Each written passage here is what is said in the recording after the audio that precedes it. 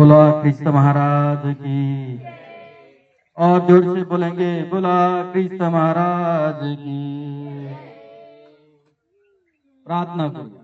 स्वर्गीय पिता, आम्ही धन्यवाद करतो येशू ख्रिस्ताच्या नावामध्ये पुन्हा एकदा वरखेड गावामधून स्तुती करतो प्रभू। हालेलुया। तू आज आमच्यामध्ये उपस्थित आहे त्याबद्दल आभार। पुन्हा एकदा प्रभू, जे वचन आज आम्ही ऐकणार आहोत तो सामर्थ्याचा शब्द तुझा आहे। तू आमच्या हृदयासंग बोलत आहे, म्हणून आज आम्ही नम्र होत आहोत आणि त्या शब्दाने आमच्या जीवनात कार्य तू करत आहे त्याबद्दल स्तुती आणि धन्यवाद। आमच्याद्वारे अनेकांचं जीवन बदलो, तुझी इच्छा आमच्या जीवनातून पूर्ण करून घे। ख्रिस्त येशूच्या नावाने प्रार्थना मागतो, आमेन। बोला येशू मसीह की। या देवाच्या वचनाकडे जाऊया। मागच्या आठवड्यामध्ये आम्ही देवाचा व्हॉइस पाहिला की परमेश्वराने पहिला आवाज कोणाला दिला? यस, पहिला आवाज कोणाला दिला? गॉस्पल किंवा सुवार्तेचा जर पहिला आवाज जर कोणाला दिला असेल तर बायबल सांगते तो अब्राहमाला दिला।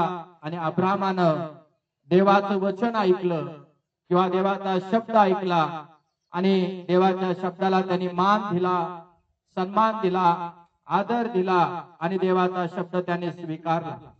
आम्ही पाहिलं त्यानंतर देवाचा शब्द ऐकून अब्राहम आपल्या घरातील लोकांना, कुटुंबातील लोकांना, परिवारातील लोकांना त्याने देवाच्या इच्छेप्रमाणे सोडलं आणि अब्राहम सत्य परमेश्वराच्या पाठीमाग सेवा कार्य करण्यासाठी निघाला।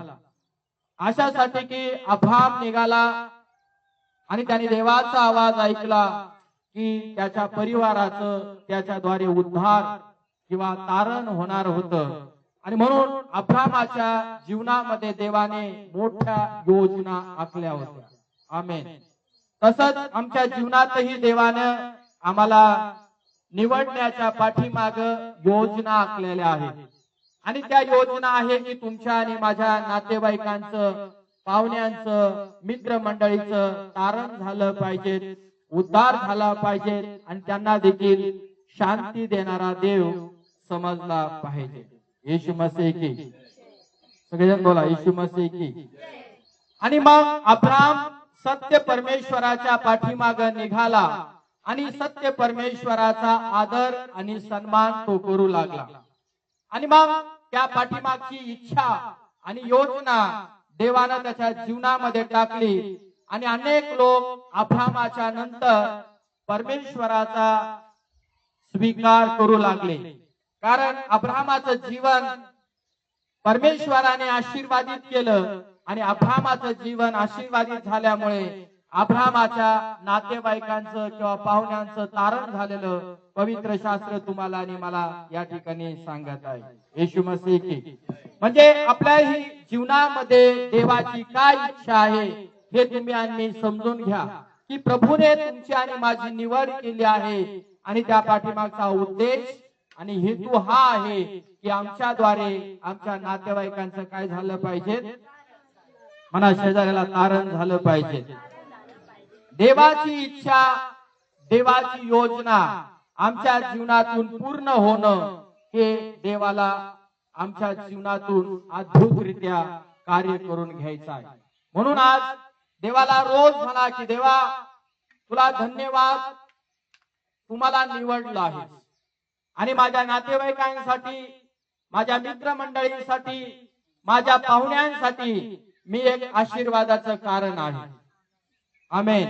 म्हणून आपल्या मुखातून प्रभू येशू ख्रिस्ताची जी सुवार्ता आहे तुमच्या आणि माझ्याद्वारे त्या लोकांच्या जीवनामध्ये जातात। लोक तुम्हाला आणि मला पाहतात, भाऊबंद तुम्हाला आणि मला पाहतात, आहे ना, मित्रमंडळी तुम्हाला आणि मला पाहतात। कारण पूर्वी आम्ही तसे नव्हतो। कसे नव्हतो? देवाच्या इच्छेप्रमाणे जीवन जगणारे आम्ही नव्हतो, परंतु दुष्टाच्या इच्छेप्रमाणे एकेकाळी आम्ही जीवन जगणारे होतो। परंतु ज्या दिवशी प्रभू येशू ख्रिस्ताने तुमची आणि माझी निवड केली तेव्हा देवाच्या लोकांनो, तुमच्या आणि माझ्या जीवनामध्ये झालेला बदल पाहून आज आमचे नातेवाईक, आमचे पाहुणे, आमचे मित्रमंडळ देवाची सुवार्ता ऐकत आहे आणि प्रभू येशू ख्रिस्ताचा स्वीकार करत आहे. आता आम्ही पुढे जाणार आहोत. स्तोत्र संहितेचं पुस्तक याचा 16वा अध्याय. आणि स्तोत्र संहिता जे लिहिलं आहे दावीद राजानं, तो राजा देखील या ठिकाणी तुम्हाला आणि मला या स्तोत्रातून काहीतरी शिकवत आहे. आपण ते ऐकूया.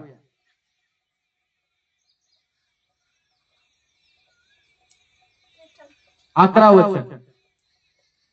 जीवनाचा मार्ग तू मला दाखवशील, जीवनाचा मार्ग तू मला दाखवशील. तुझ्या सानिध्यात पूर्ण आनंद आहे. तुझ्या सानिध्यामध्ये पूर्ण आनंद आहे. म्हणा शेजाऱ्याला, जीवनाचा मार्ग प्रभू येशू ख्रिस्त आहे. तो तुझ्या जीवनात आलेला आहे.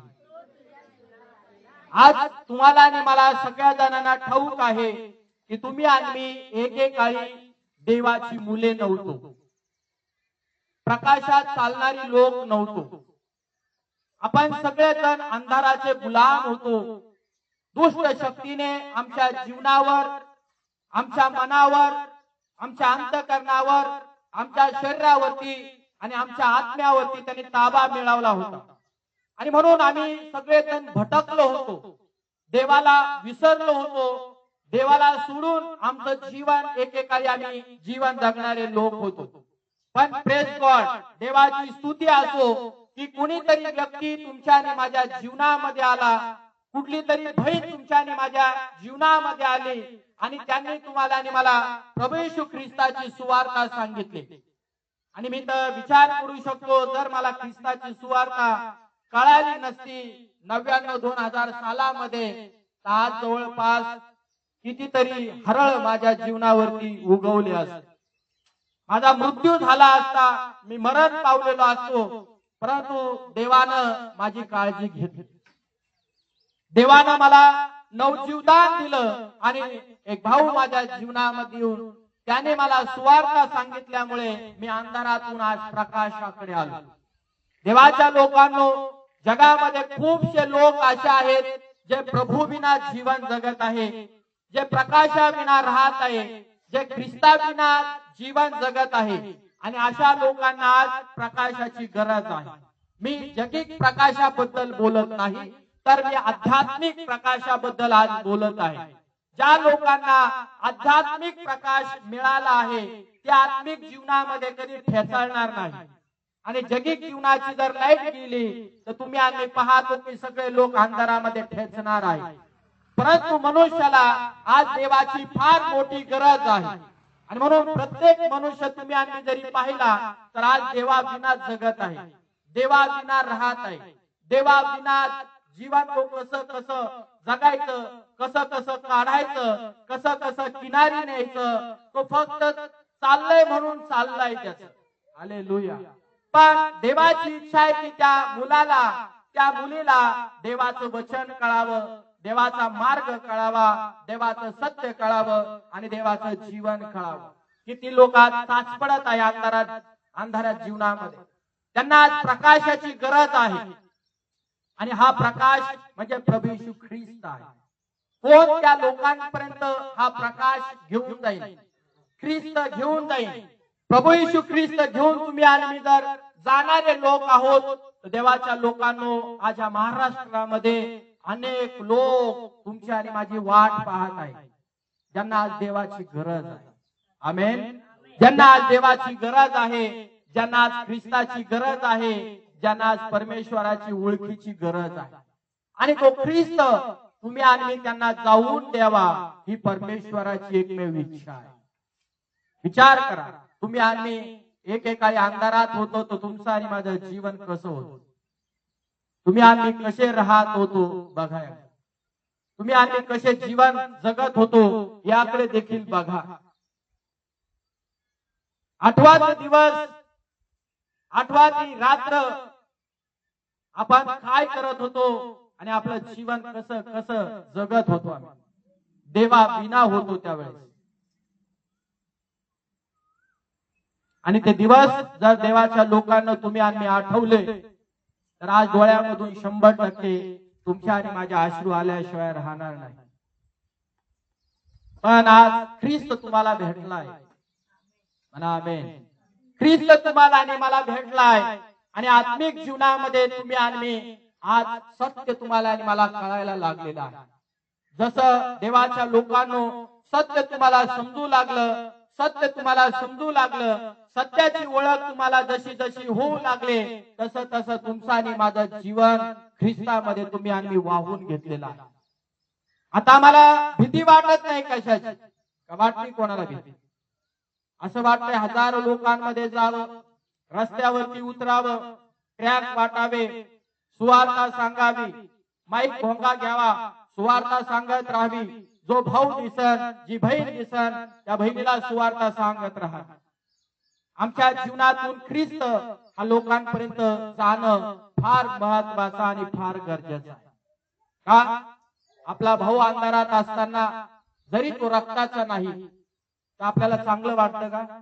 नाही. कुठंतरी परमेश्वराचा पवित्र आत्मा त्याने आमच्यामध्ये दिलेला आहे आणि तो आत्मा एखादा व्यक्ती ख्रिस्तामध्ये जर नसेल तर आपल्याला ते समजून येतं की त्या माणसाचं जीवन काय आहे, त्या माणसाच्या जीवनाची व्यथा किंवा कथा काय आहे आम्हाला कळतं.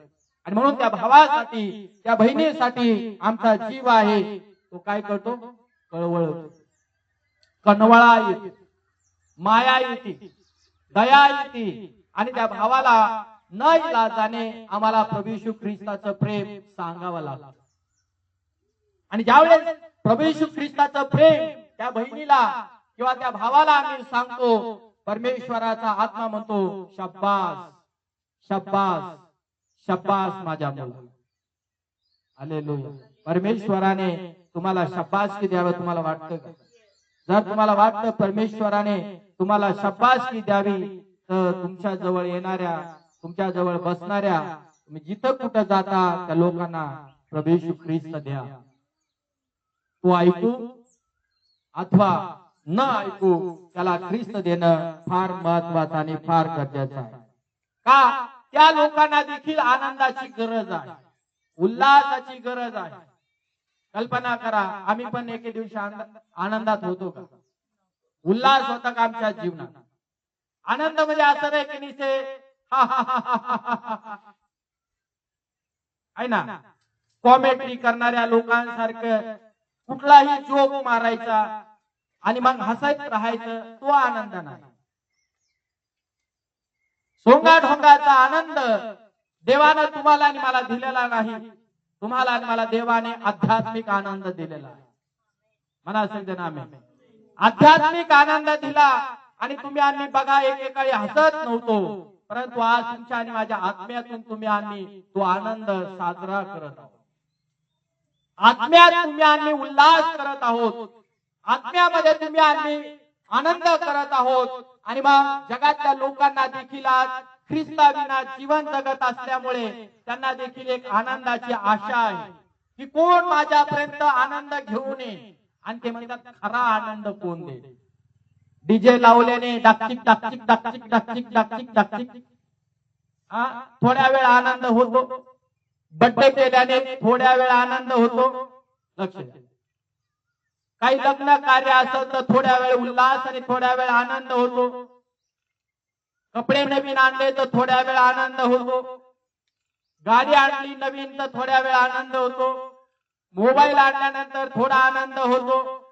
थोडी बिर्याणी, चिकन, मटन, मसाला भेटला की थोडा वेळ आनंद होतो, परंतु आनंद तो निघून जातो. परंतु तुम्हाला आणि मला खरा आनंद भेटावा ही परमेश्वराची एकमेव इच्छा होती. आणि खरा आनंद कोणाला भेटेल? खरा आनंद उल्हास जर कोणाला भेटत असेल तर तो ख्रिस्ताकडे येईल, त्या व्यक्तीला भेटेल. आणि म्हणून आज तुम्ही आणि प्रभू येशू ख्रिस्ताकडे आलो आणि तुम्हाला आणि मला आत्म्यामध्ये आज देवाने हसवलं. आमेन. सारा पण हसली असं लिहिलं आहे. तिला आनंद दिला देवाने. म्हातारी होती, जठर होती आणि पण देवाने तिला काय दिला?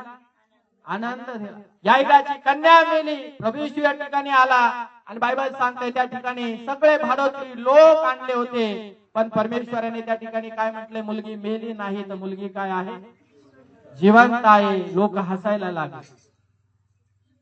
येशू प्रभू की. परमेश्वर हा जोकर नाहीये, पण परमेश्वर तुम्हाला आणि मला खरा आनंद देणारा देव आहे.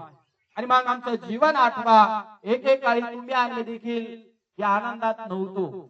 आज तुम्ही आम्ही मनापासून हसतोय, हृदयापासून आम्ही हसतोय, आहे का नाही? आणि हा आनंद केवळ तुम्हाला आणि मला मिळाला असेल तर केवळ प्रभू येशूच्या नावामध्ये मिळाला आहे.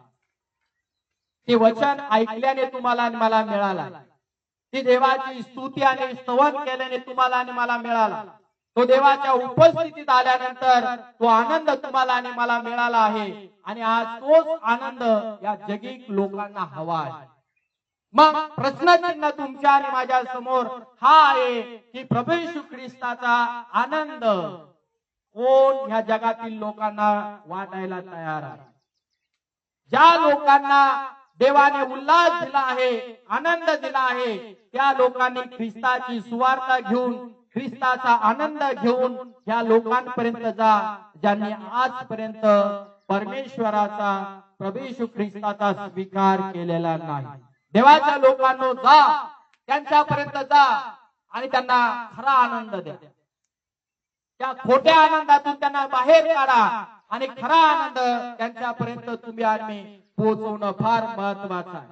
जो कोणी व्यक्ती ख्रिस्तामध्ये राहील, ख्रिस्ताच्या उपस्थितीमध्ये राहील, ख्रिस्ताच्या आनंदामध्ये राहील, ख्रिस्ताच्या स्तुती आणि स्तवनामध्ये राहील, ख्रिस्ताच्या वचनामध्ये राहील, त्या माणसाच्या जीवनात खरा आनंद तुम्हाला आणि मला दिसेल. मी म्हणत नाही दुःख त्याच्या जीवनावरती येणार नाही, दुःख येतील, मात्र त्या दुःखाच्या प्रसंगात देखील तो व्यक्ती सदैव हसणार, तो आनंद करणार, तो उल्हास करणार. त्याचा आनंद कुणी काढू शकणार नाही.